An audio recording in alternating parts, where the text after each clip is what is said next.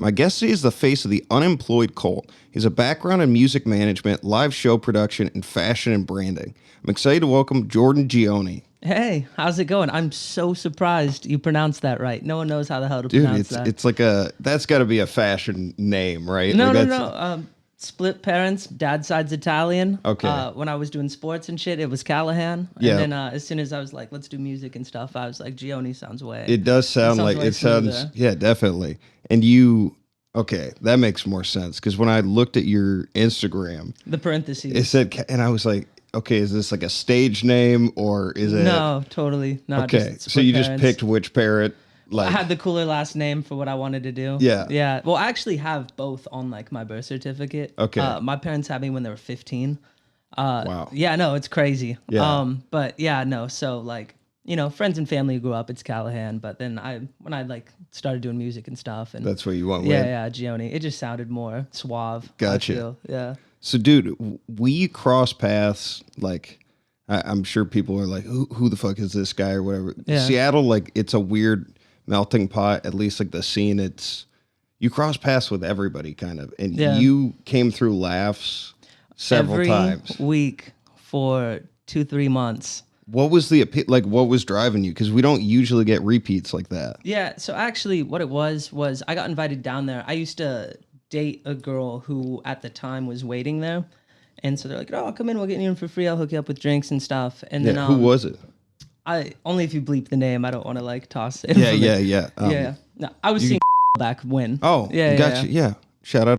Shout out.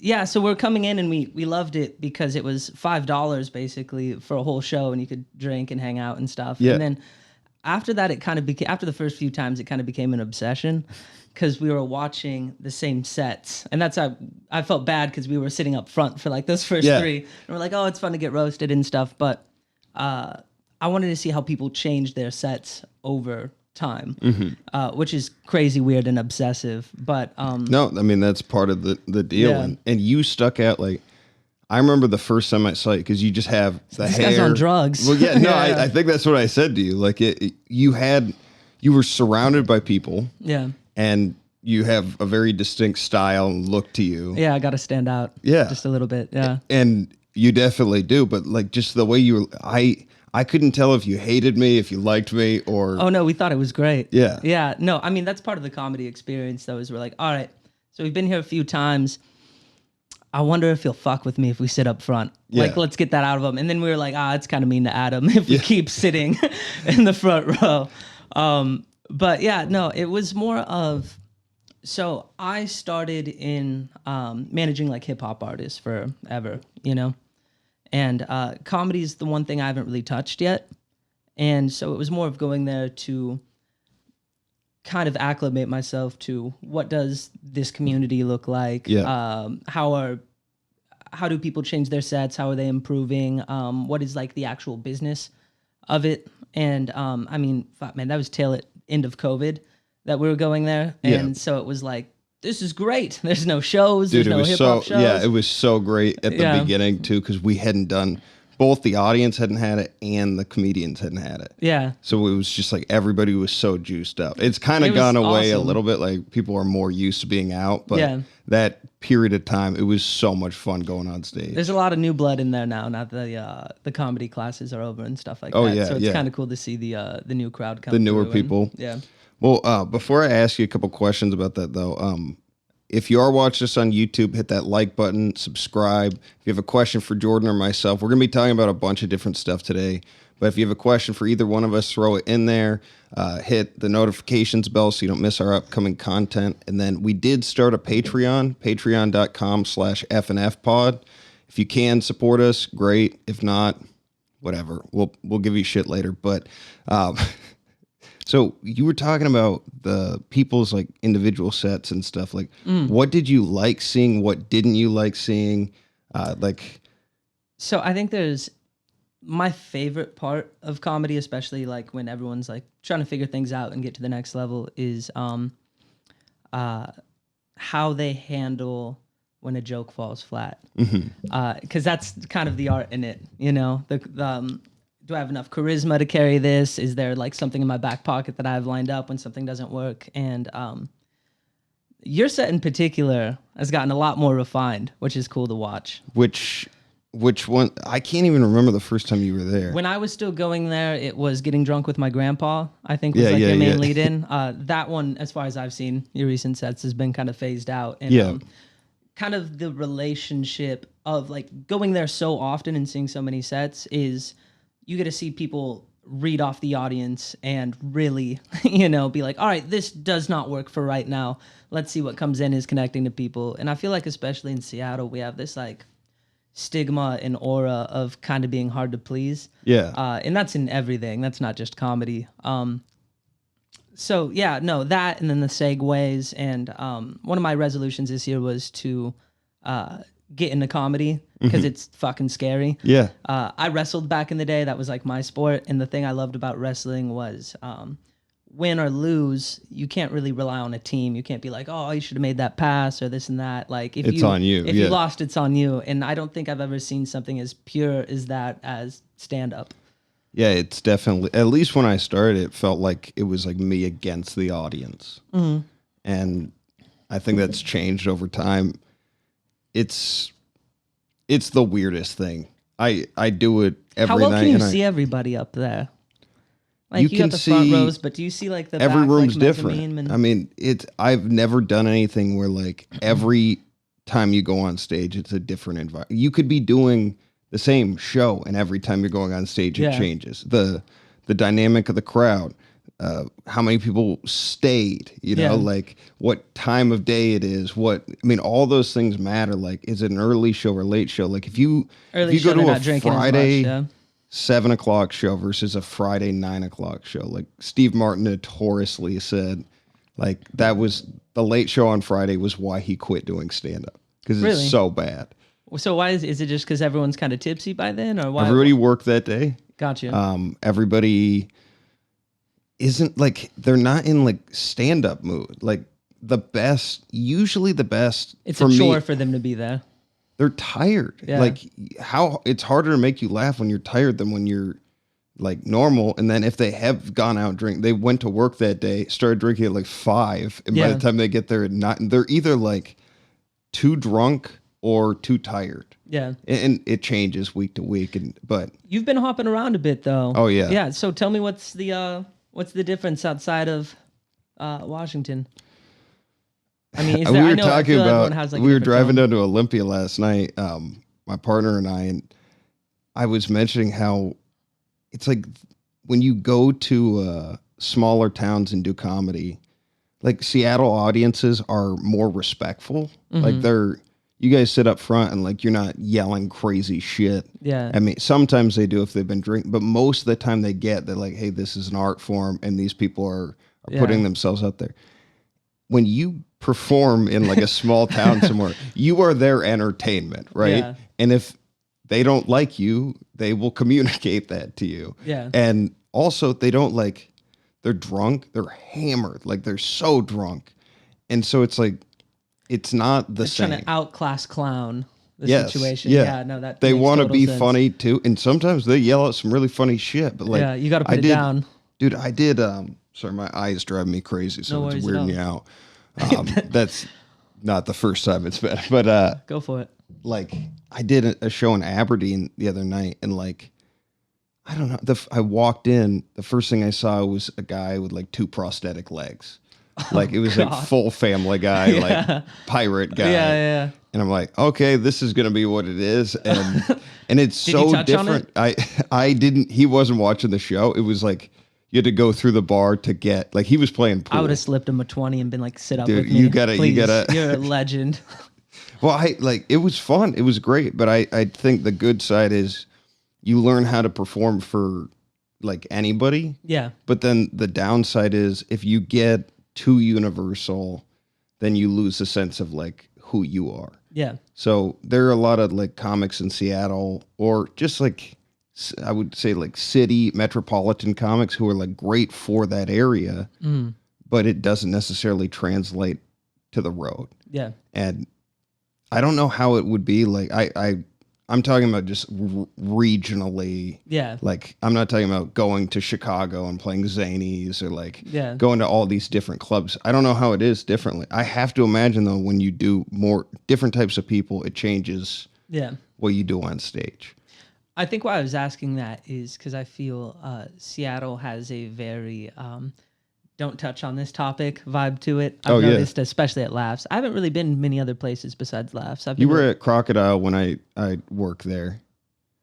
Yes. Hereafter, for other Adam. Yeah. Adam Freeland. Yeah. I actually had no idea who that was before tonight. He was really cool. Yeah, we were kicking it and smoking outside. He's a good dude. The girl I was dating at the time was like super, like loves Big Come Town. fan. Yeah.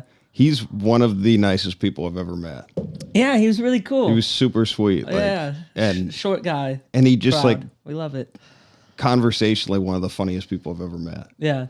But yeah, it's definitely in Seattle though. You have just these tight. I'm trying to figure it out right now because I'm so tired of like. I was telling someone recently. I don't like fighting the audience. Like I don't like a combative relationship with the audience, but they're also not going to dictate what I think is funny. Yeah. That's the hardest part. Yeah. Like if I have something I really think is funny, I need to be able to say it, but I have to figure out a way to like, segue into that stuff and have them be receptive and prime them, I guess, like just be like, hey man, I understand that this is how this is here. I get it. Like, so if you don't want to hear this stuff, like, I guess I'm going to have to ask them to go to the bathroom. I've seen people do that before, but... You know what you should do? Is you should, like, plant, like, 4 people that just go crazy for that shit. Yeah. I'm not even joking. I'm not saying that to be like, no, that would be a good idea. Because one thing I've noticed in Seattle, and, like I said, I'm mostly pulling from a music history, is... people are afraid to like things unless other people say it's cool or like it and they get that validation. So like I feel like a lot of times with jokes, I've just noticed from the audience that sometimes people are afraid to laugh. Sometimes people think it's funny, but nobody wants to raise their hand and go woo or like on something until they have that like everybody get permission from everyone else. 100%. Because it's also the day of the week, Matt. Like if you go on a Saturday versus a Wednesday, like when you get like younger audiences from like UW and stuff, like I don't know what the fuck what's okay to talk about at universities now. They love Rick and Morty. You can just hop into that Adult Swim pocket, right? Yeah, no. But like even like I just don't get what's okay to talk about anymore. Yeah. Like what is comedy when like you say you can't talk about this, like. Do you pay attention to Channel 5 at all and Andrew Callahan and those guys? Or that guy? Okay. So there's this. Do you know him? Is that like a relative? It will come back into this conversation. So he recently, so he's a kid from Seattle. So we're like, that's our boy, you know. I think he's maybe 2 years younger than me. I kind of missed the wave of knowing him. But he recently just released an HBO documentary about the events leading up to January 6th. And Andrew's style is he goes to these crazy like furry conventions, flat earth convention stuff. He just lets people talk. Yeah. He never says anything. But Alex Jones is on this documentary where it's him hanging out with Alex Jones and he's talking about, the Sandy Hook stuff. And he's like, there's a segment in it where Alex Jones is just like bench pressing, right? And he's just hanging out and it's weird and random and very absurd and crazy. Yeah. But NPR freaked the fuck out on him when he went in for his interview. How could you interview this despicable being and these people that do these things? He's like, well, I show both sides and I just kind of let people talk. And he's like, but this guy's so bad. He's like, well, I'm a journalist, I'm supposed to let people talk and show themselves. And like, that's kind of my style. Yeah. But to go back onto that point, even having somebody controversial like that without like, even if you're not saying anything and it's like net neutrality on it is enough to make people angry nowadays, And I'm not saying one way or another with the situation, but like, it is kind of hard to figure out what you can talk about. And dude, it's crazy. And the stuff that causes the most controversy is what like does the best in terms of ratings. Yeah. Well, like Facebook they just released this information. I'm going deep on this. Oh no, I love this. Yeah, no, it's podcast time. I love it. But like Facebook just released their internal documents that said that they suppressed like any political stuff. So like even if you were like, hey, I want to do this charity for this local event, like, fuck off. They're like, no, it has these keywords or whatever. and they did find that like when, God, I'm trying to remember back, but when they started producing those like limitations on political stuff, news outlets on Facebook just went straight into crime and like controversial crime. So like stuff that'll get really people really angry. And like, that's what we got to do for this podcast. I think it's just like start saying some wild shit that'll get people really angry, and then not actually have anything behind it. Just some quick, just a hot take. Yeah, you know, no, I love that. I mean, that's my whole. You got one for the camera? I do not have a hot take right now. No, I wish I had some of those lined up. Maybe later. Yeah, If I one can think of one comes while we're to talking. Yes, you'll be the first to know. That's the goal of this podcast. So I would argue though that social mentality and bubble right now is what will make comedy thrive. Comedy is now the new punk rock. You think so? Oh, 100%. Yeah. I mean, if you look at like, I remember growing up, I'm 27, so I was going through, I remember coming up, it was like, make fun of Republicans and this and that, and, you know, all this like Christianity, and they're trying to like keep these movies down and video games down. And now it's kind of the flip right now as far as like current media goes. Yeah. And so one major equalizer has always been comedy. You should be allowed to joke about whatever you want. You should take the smoke from it. People should be able to be angry at you for it. But like, there's nothing really more touchy than having people upset about a joke. You know, you can't really say anything right now, but that's what makes it special. That's what makes like comedy so raw and cool to me. You know? Yeah. It's funny because like hip hop, they're saying way more wild shit a lot of the time. It's a completely different discussion. Yeah. Yeah. But I understand what you're saying. But like if people are getting upset about a joke because of like misogyny or something like that, like I was just listening to something, I don't know fucking what song it was, but just the language in it, and I don't understand, like comedians get all this flack, but other artists, when they're doing it, I can dive into it if you want. So with hip hop in particular, there is this, it's kind of hard. So it's so weird. There's so much dead space here. I haven't done this for a while. We'll cut that. But it's kind of hard because with hip hop in particular, like if you're like, well, they do it, it's kind of comes off as like you're policing like the black community. You know what I mean? Hip hop has always been in. As two white dudes, let's talk about no, this. no, 100%. Well, I've worked in it, and you know what I mean? Yeah. And that's kind of where like, is it okay for me to say that? You know, it's a different argument to be made, but I think what it really comes down to, literally as simple as this, is it's all art. You can choose to be upset about it. You can choose to like it. Ideally, we have independent thought and we can separate, you know, what people are saying. Even in comedy and hip hop, both known for extreme embellishments. Try. Right there? Yeah. Gotcha. Sorry. You got a sweet voice. I don't want people no worries. But yeah, they're really based in embellishment and kind of pushing the boundary. And one thing between comedy and hip hop, which I really enjoy, is how competitive it is. Even if it's not like vocally in comedy nearly as much as it is in hip hop. I mean, we all want to be the best at what we do when you're doing it, you know? It's funny how many people don't understand that it's art. Yeah, no, it really is. Yeah. I was at this show once, this Rick Ingram, he's a great comedian. He's opening for like Chappelle and Chris Rock right now. And he's doing these massive theaters and shit. And I saw him at the Comedy Store, and he came out and he basically like addressed that he was going to be controversial. And he's like, if any of you are sitting here like, and you're going to take what I have to say, like you came into the comedy club. Yeah. Like you agree, like it's not the serious club. Like these are jokes. So if you're going to get upset, like remember where you are. But it's so crazy that you have to do that. Well, when you look at like the greats in comedy, they're almost 100% surrounded by controversy. Oh, for sure. Yeah, I mean, that's what got them there. I mean, being practiced and, you know, and they were all crazy too. Like every fucking great artist is insane. Well, because that's what we want. We just don't want to say that we want that because it like lowers us as a society. I think there's like the feel of it right now, but I mean, that's kind of what makes it great. Yeah. Is it's you're living vicariously through people who are like, oh my God, I can't believe he said that. Yeah. You know? Yeah, you're right. Okay, so let's go into, we bounced around a little bit, but Unemployed. What is this?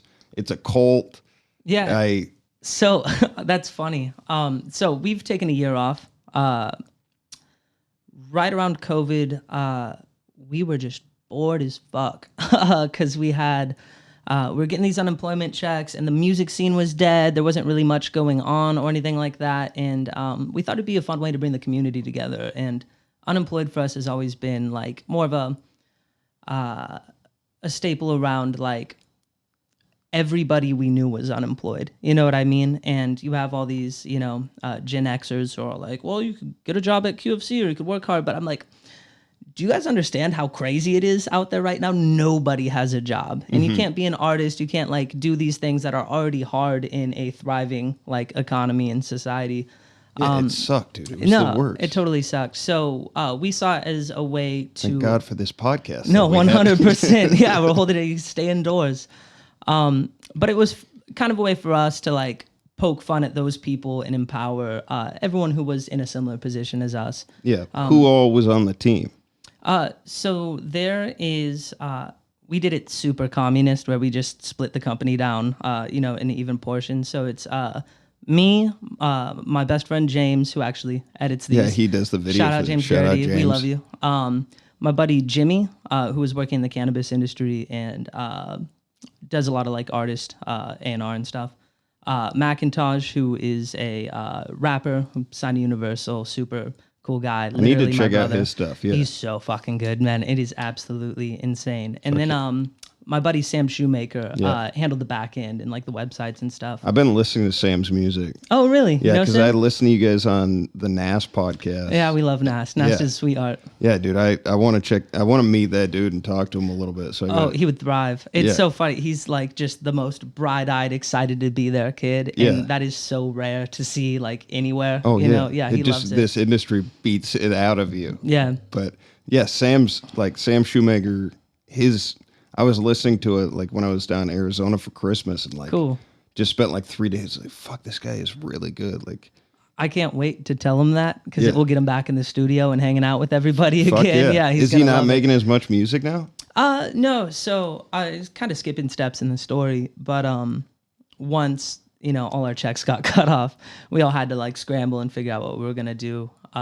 Which all of us are self-employed. We were already self-employed when it was like all happening and stuff like that. That's more of like what Unemployed was like going and doing your thing and like, feeling good about it. But we all just kind of had to take a life break and be like, no one can go out anymore. No one's doing these things. It's actually like the most boring part of the year. So you guys got together to do something about it?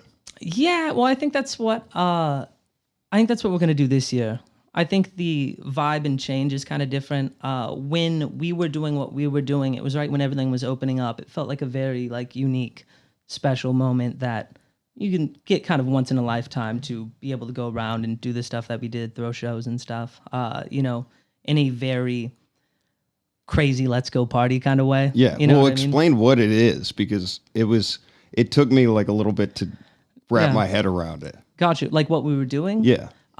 So what we did is I wanted to figure out a way that celebrates everybody behind the scenes as well.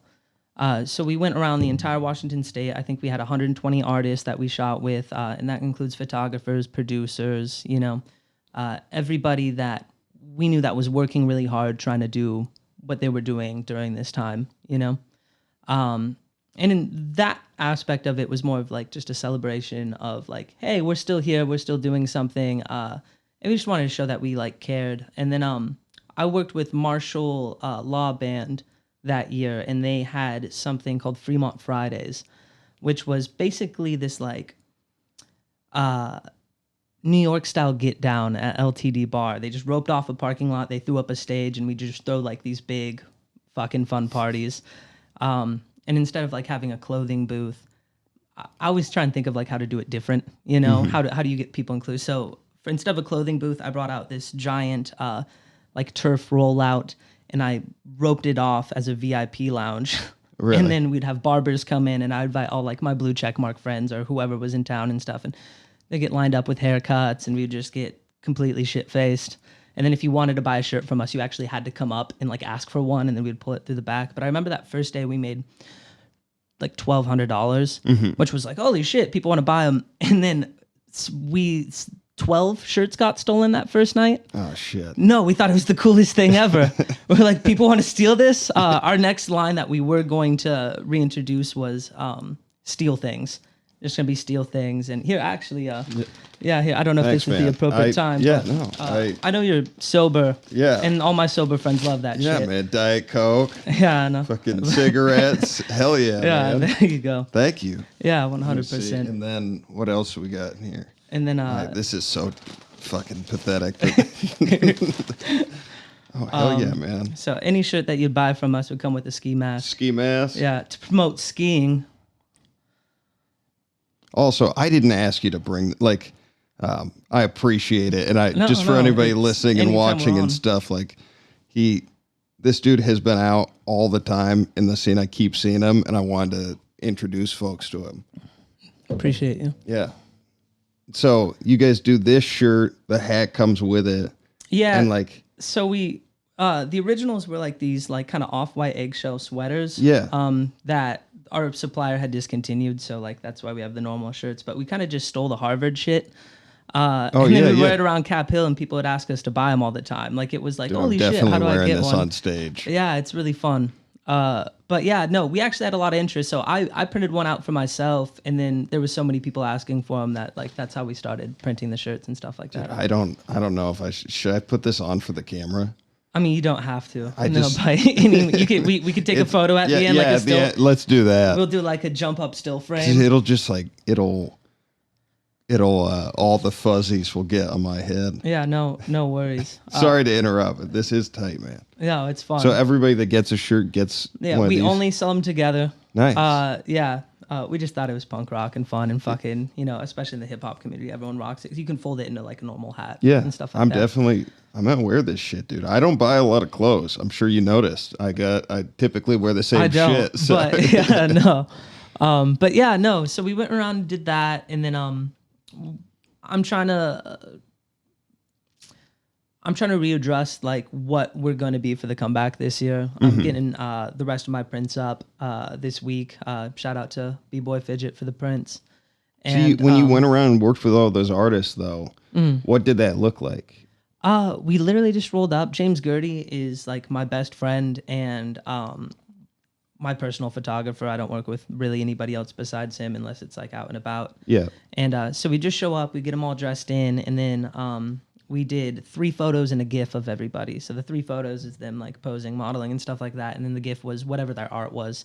So we have like a guy just busting out in capoeira and like, all these people doing things. But I think the idea in general was to show how small of a community it really is out here. Like people from Seattle don't know all the artists in Spokane or Bellingham or, all these spots. But it's such a drive too. It is such a drive. Yeah, no, we went fucking crazy. It took 3 months of going out and about to get all of that. And but it was really cool because a lot of people made friendships out of it and be like, oh shit, this guy's music sick, you know?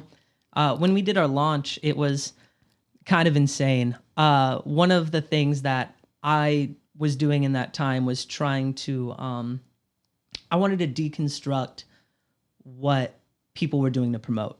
So we went out and got all these photos, GIFs, and stuff, and then we had everybody co-drop on the same day. Really? Yeah, so it was like between the 3 photos, I mean, it was 140 posts within the same day, and it completely flooded everybody's Instagram scene in the entire. And there's like a bunch of you, right?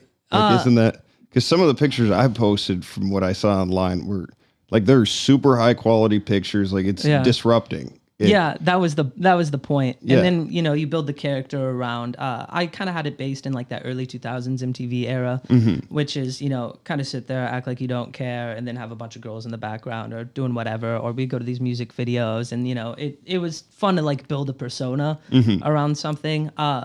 My base of what I wanted to do was, I've been doing artist management for so long, and I was trying to show how quickly and efficiently, you could create a persona and vibe around yourself that would actually bring in income off bat to the point where you could pay rent. Can I and ask a residency. dumb question? I love dumb questions. Okay. Yeah.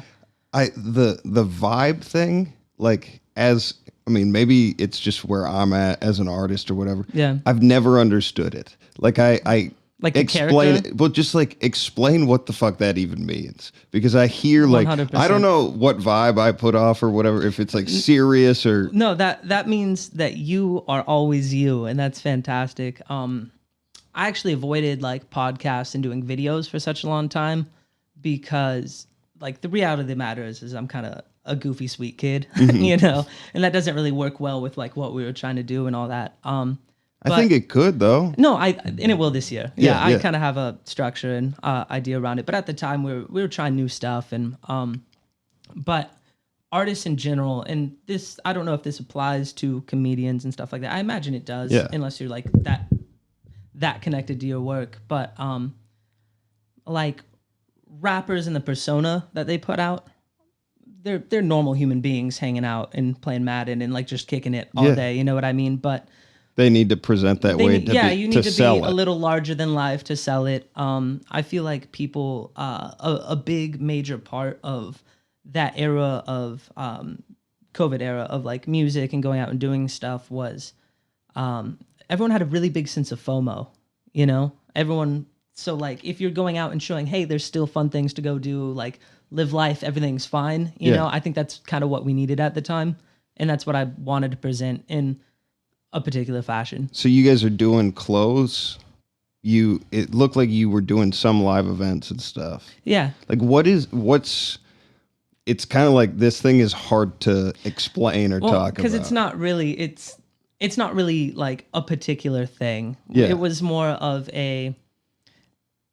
it was also great, like in particular, what we were doing that year was taking all these ideas that we had for artists and people in particular, but sometimes it doesn't match up with their brand.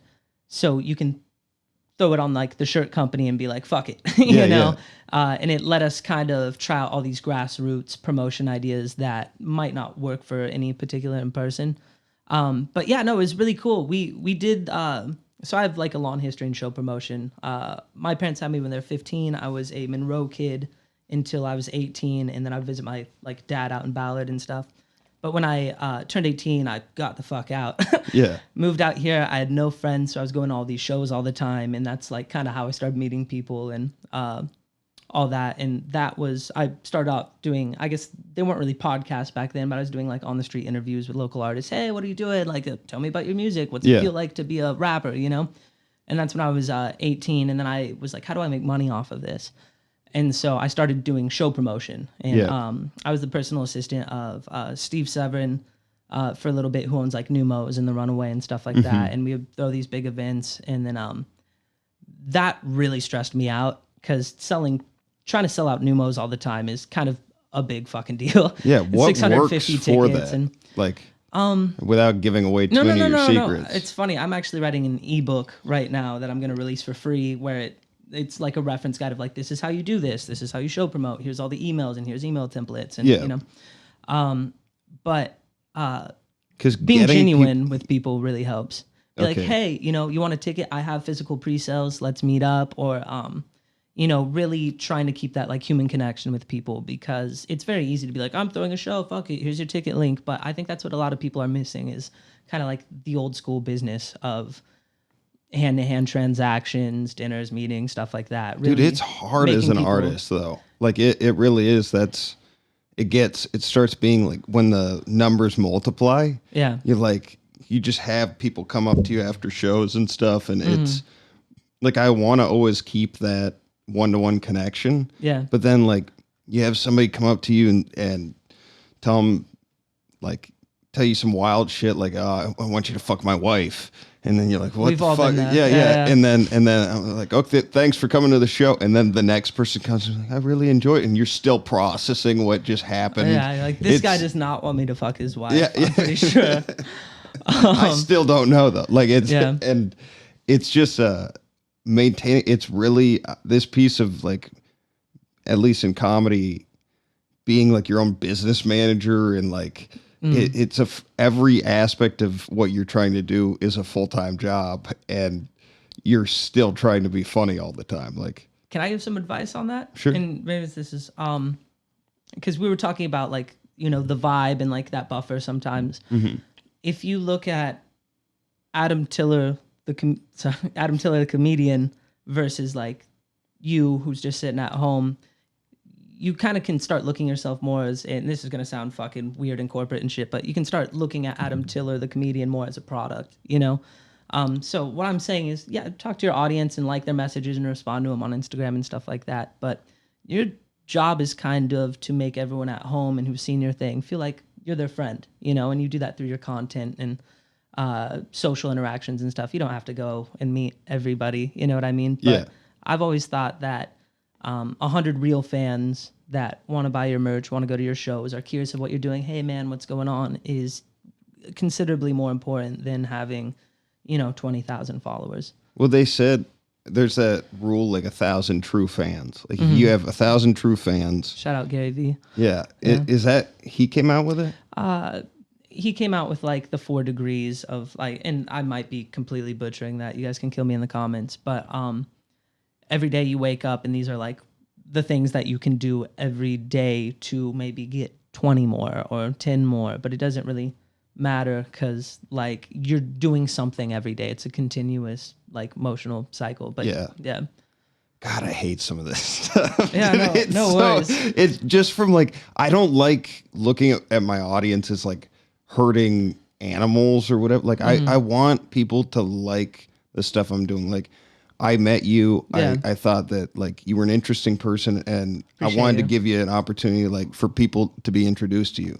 But like, it's such a strange dynamic of like, I'm connecting with somebody through this screen versus what I like doing, which is doing stand up in front of them. And Yeah, so I think what you're doing is what you're supposed to do. I think that the best way to cultivate an audience is through like genuine collaboration, mixing the fan bases, mixing the audiences and stuff like that.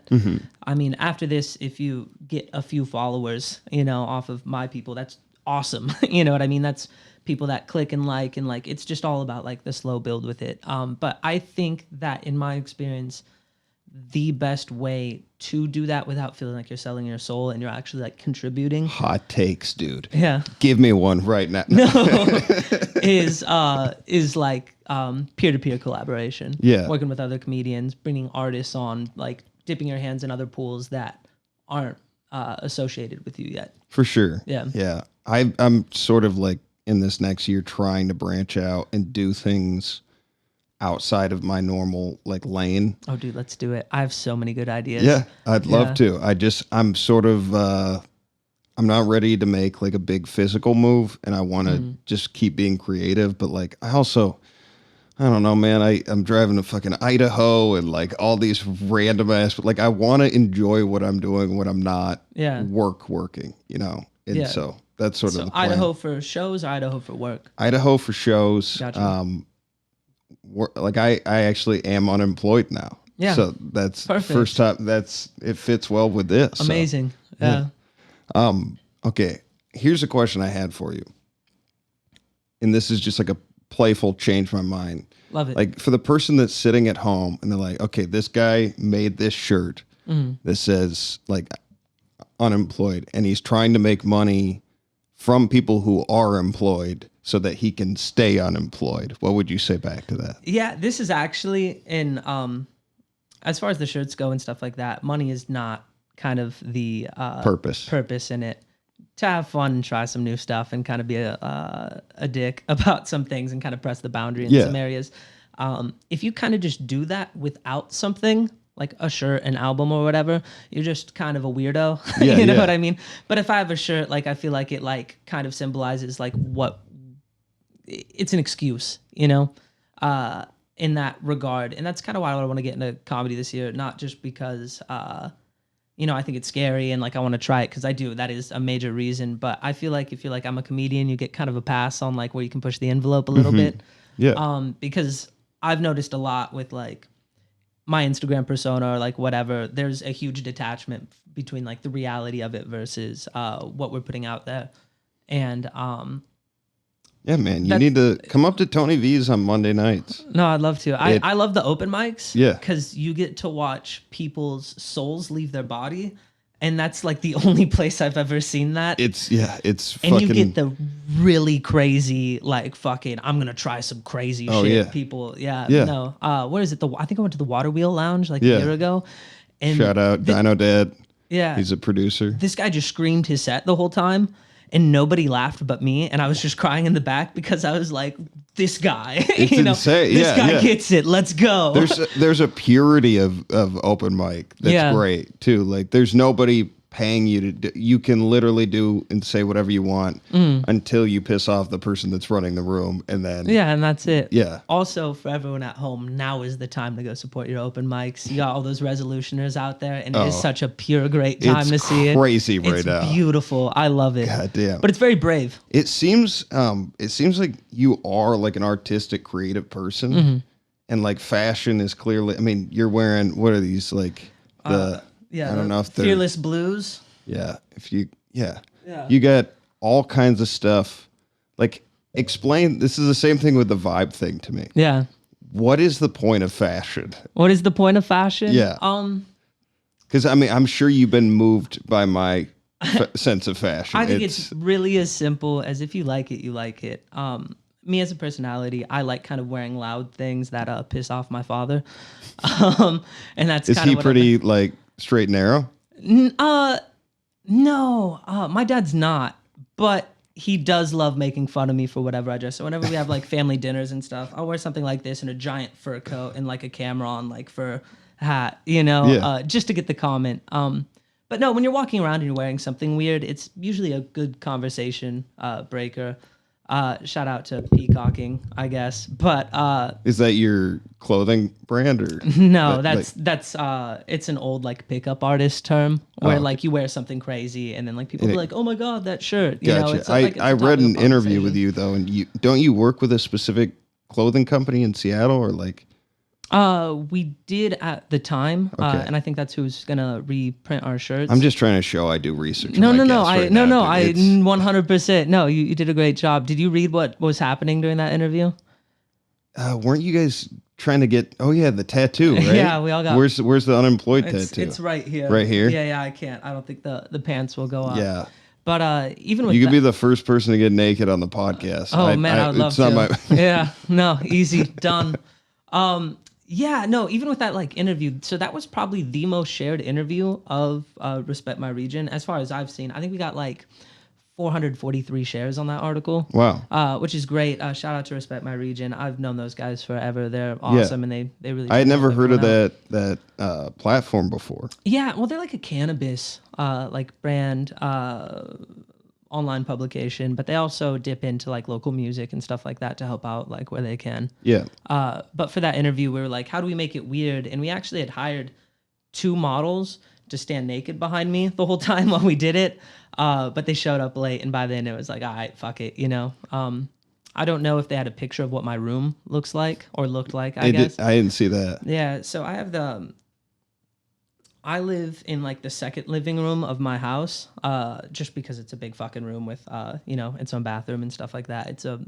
But when you go in there, there's like a stripper pole, and then like it's done out like a club. It's like the dream 23-year-old room. You know what I mean? It's That's kind of tight. mature now.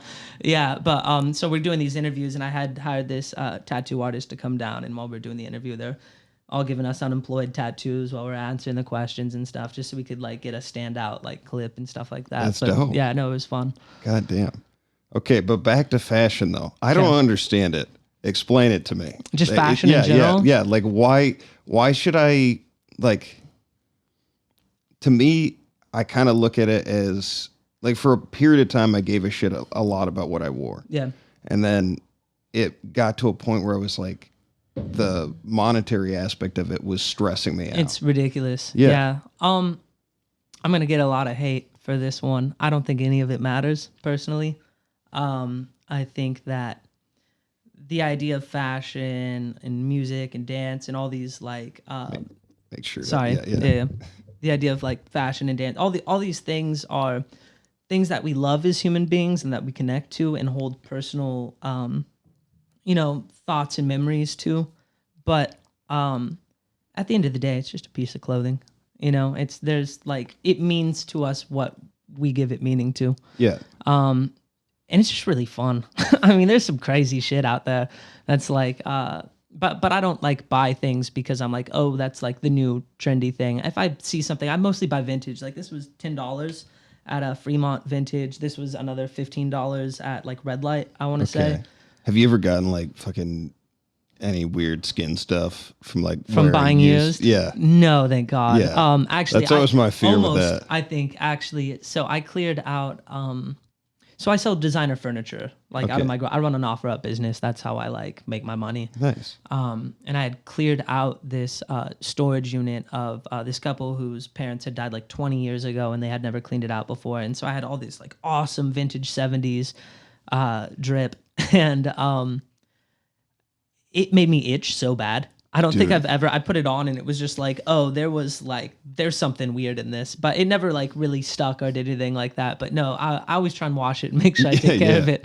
That's crazy though, that you have a full offer up business. Like it's how my dad made his money. Yeah. So in the housing crash in '08, Craigslist just started coming up and he realized that you could go to Goodwill and buy a dresser for $20 and flip it for $250. Yeah. And so he did that out of his garage. It's funny, 4 houses down from where I live now. But it was to the point where he's pulling $20K out of his 2-car garage. Like every day, you just wake up, grab stuff, you go to like estate sales and stuff like that. Yeah. And then he took that those money. things are fucking fun to go to. Too. Yeah, it's really cool. But you like the one thing that sucks is you have to wear like a mask because it's so dusty. There's estate sales? Yeah. I used to do I used to flip cards like football, baseball, all that shit. And at one point I was so crazy with it. Like this, I have a place the size of this full of baseball cards. Yeah. I don't know how many thousand cards I had. That's what my room looked like growing up as a kid. Yeah. I would come through and I think it was actually good in the long term. But my bed would be different. I'd have a different bed frame every time I visited my dad. The couch would always be different. I remember one time. Oh, just because him moving stuff? He was just flipping stuff. So like our whole house is like a 2... just come home. There's a different kid instead of you. No, 100%. Like I traded you, Jordan. Yeah. No, shout out to my little brother. Yeah, no, but one time I came home and there was in my room 20 boxes of these little figurine frogs. And he had bought all of the boxes for like $200 and he would sell them in like consignment stores for like $20 a pop. I mean, he must have came up a smooth $15,000 off of these. Yeah. But I had to share my room with all these fucking frog boxes. Christ. Yeah, you'd bring like a girl over and you'd be like, I'm a frog kid now. Yeah, no, this is where we're at. God yeah. Damn. All right. Well, you talked about music management. One of the last things I wanted to ask you about is like, I saw this interview with you. You talked about Juice WRLD a little bit, and it was I think Nas. Yeah. Okay, that's yeah. And did you see the documentary with him on HBO? I haven't yet. No, you haven't.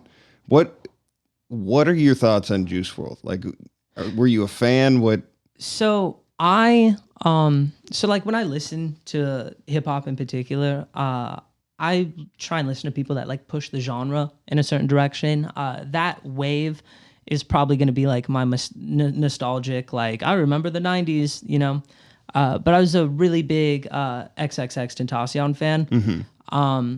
And when he passed, because he was like the pure like punk rock aspect of hip hop. And when he passed, I think Juice WRLD, who's absolutely incredible, stepped up and took the spot. Torch, yeah, took the torch. I think that era, I was really into all that like sad boy emotional shit. I do think that was like important as like a culture to, besides all the pills and the fucking drug use, to be like, all right, we can be men with feelings now in this like pocket of society, which before that it was very like machismo all the time. Did it go too far, do you think? Was it too emotional? No, I think that if you give 19-year-olds millions of dollars and they make music about drugs, they're going to do drugs and bad shit's going to happen. Dude, you have to watch this documentary. Is it fucking crazy? It just... I've seen the X one. I haven't seen the Yeah, the I haven't Juice seen WRLD that one. one, so I'll have to check That one's out. rough. That's a This one was like it. I mean, it's HBO, so it was well done. Yeah, I bet But, it's like, great. It's a good look at like internet famous people, and he loved Percocet. It was his favorite thing, dude. Like I've done Percocet. I really enjoyed it. Okay, like I'm sober now, but like it was really like it's just somebody who loves Percocet doing as much as they possibly can. And he's taken Molly and fucking perks like all day. I've never seen anybody take that much perk. Like it's fucking absurd. it's incredible. Yeah. And like when you like the result is what it is, you're like when you see that documentary, you're like, yeah. Well, because he took him because he was afraid the flight attendant was going to catch him or cops were there or something. Or it's been so long since I've read the story. Yeah. I feel like I'm exposing myself right now. I don't know exactly. I'm in the same boat where I'm like, I'm not entirely sure what happened, but I do know it took them way longer than it should have for help to come. Yeah, no, definitely. And that whole era was because it used to be about, so it went from I'm smoking weed to like I'm moving coke to I do pills all day, you know? Yeah. And that might have started, like lean was probably like the transitionary with like that was Wayne the and thing stuff with like him. that. Yeah. That was what the fuck did he drink all the time? I guess it was lean. Walk. Yeah. Walk. What's that? Oh, and promethazine and stuff like that. Yeah. Yeah. I love that stuff. I never went through an era. I had a very light coke phase when I was like 23 probably. Really? Yeah. And I then would have expected just with that hair. No, you know what's fun? People come up to me and they're like, "Hey, Ben, you got something?" I'm like, same, "No, I dude. just dress like this." You know? No. I appreciate the thought. Yeah, no, I haven't touched like anything since I was 23. Really? Yeah, I smoke weed and cigarettes, and then just kind of hang out. I think it's all. Thank you for these, by the way. Yeah, no, I didn't actually know if you smoked or if I was perpetuating a habit, but No. when I was doing my research, somebody had posted like Adam needs a cigarette, and Yeah, I was like, all right, cool, we have There to we do that. go, man. I was actually gonna wrap up I couldn't get here in time and do it, but I was gonna bring you a Blu-ray DVD of The Departed was also what I was thinking. But I'm glad you enjoy those. Yeah, man. Love that movie too. Yeah, no, it's fucking sick. Well, I'm bummed you didn't see that documentary, but you should. Really think you'd enjoy all the Percocet. I did get I got a listener question. It'll make you sad. From as you said, like a bunch of your people like threw out random questions and stuff. This one was probably the best one. Oh no. Caleb Brown asks, I want to know how Jordan is 4'11" but pulls the finest women on earth. That's so silly. I don't know how to answer that question. Are you actually 4'11"? No, I'm not 4'11". Okay, I No, couldn't tell. He's being a dick. You know what's funny about Caleb is Caleb asks me that all the time. Really? Like, yeah, we're not even like close friends or anything like that. He's just like a music manager out here, and like we'll be drinking and stuff, and they'd be like, "Hey, man, I gotta ask, like, how do you get girls, dude? Like, I don't." I'm like, "I don't know, Caleb. Figure it out." Yeah. Eye contact, smile a bit. I like, yeah, no, just hang out. I thought that was a really funny one on there. Yeah, I think I just date around a lot. I'm kind of like enjoying being single and hanging out and stuff like that. Yeah, just don't be a douchebag, I think. It's hard to say dressed like this. Don't ask questions like that, Caleb. You know? No, just kidding. We love you. Yeah, no, but that one's funny. Everyone makes fun of me because I'm always dating like a 6'2" girl, you know, and they're like, I remember Adam had actually said, he's like, this is fucking cool when we're hanging out. Just be a sweet, cool human being. Don't try to be somebody you're not, you know what I mean? Yeah, man. Well, thank you for coming on. Is there anything like you want to plug or where people can find your stuff?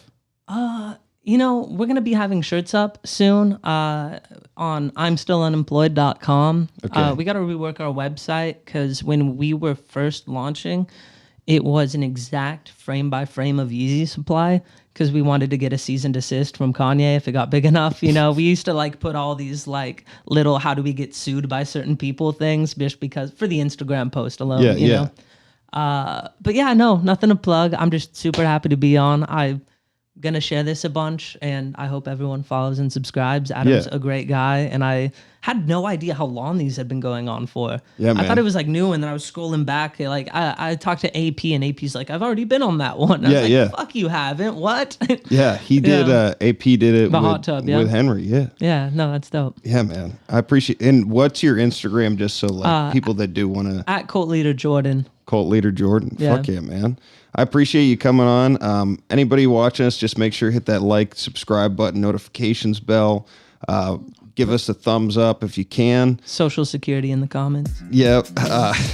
And then if you're listening to us, just rate and review us wherever you are. And as always, patreon.com/FNFpod. Appreciate all of you. We're going to leave you with Jaga. I just make the waves, I don't write them.